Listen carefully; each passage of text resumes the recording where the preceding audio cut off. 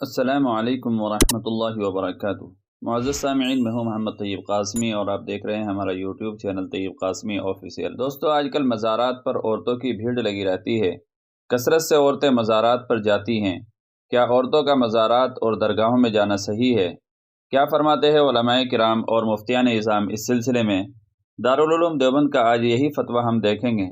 آپ بھی اپنی اسکرین پر دیکھیے۔ دارالعلوم دیوبند سے کسی نے سوال کیا ہے، کیا عورتوں کا مزار پر جانا صحیح ہے؟ اس کے بارے میں کوئی حدیث ہے؟ مردوں کا مزار پر جانا صحیح ہے؟ اگر ہاں تو مزار پر جانے کا صحیح طریقہ کیا ہے؟ مزار پر جا کر کیا عمل کرنا چاہیے؟ اگر عورتوں کا مزار پر جانا منع ہے تو مدینہ منورہ میں حضور اکرم صلی اللہ علیہ وسلم کے مزار مبارک پر عورتوں کو جانے سے کیوں نہیں منع کیا جاتا؟ مزار پر کتبہ بنانا جائز ہے؟ اگر نہیں، حضور صلی اللہ علیہ وسلم کے روضے پر گنبد خضرا کیوں ہے؟ دارالعلوم دیوبند کی طرف سے اس کا جواب دیا گیا ہے، آپ بھی اپنی اسکرین پر دیکھ سکتے ہیں۔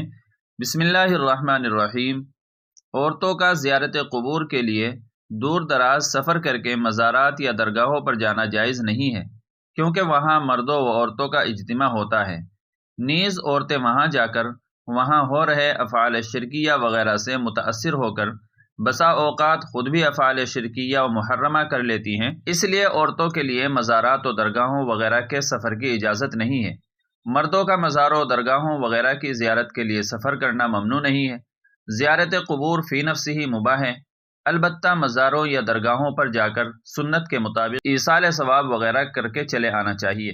زیارت قبور کا طریقہ یہ ہے کہ جب قبرستان میں داخل ہو تو السلام علیکم اہل الدیار من المؤمنین والمسلمین وَإِنَّا إِن شَاءَ اللَّهُ بِكُمْ لَلَاحِقُونَ، نسأل اللہ لنا ولکم العافیہ پڑھیں۔ پھر قرآن شریف میں سے جو آسان ہو، سورہ فاتحہ، سورہ بقرہ کی آیت مفلحون تک، آیت الکرسی اور آمن الرسول، سورہ یاسین، سورہ ملک اور سورہ تکاثر، سورہ اخلاص 12 مرتبہ یا 10 مرتبہ یا 7 مرتبہ یا 3 مرتبہ۔ پھر یہ کہے، اے اللہ، جو کچھ ہم نے پڑھا ہے اس کا ثواب فلاں کو یا ان مرحومین کو پہنچا دیں۔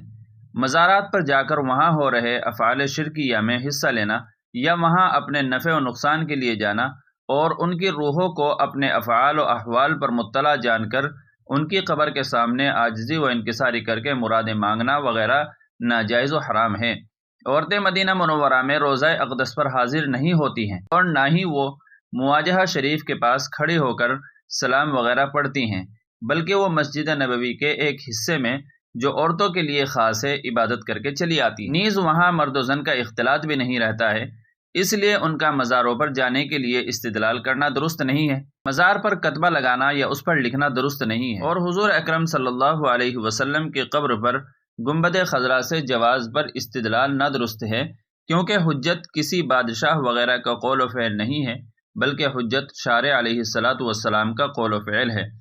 واللہ تعالی عالم۔ دارالافتاء دارالعلوم دیوبند۔ تو معزز ناظرین، یہ تھا دارالعلوم دیوبند کا فتویٰ۔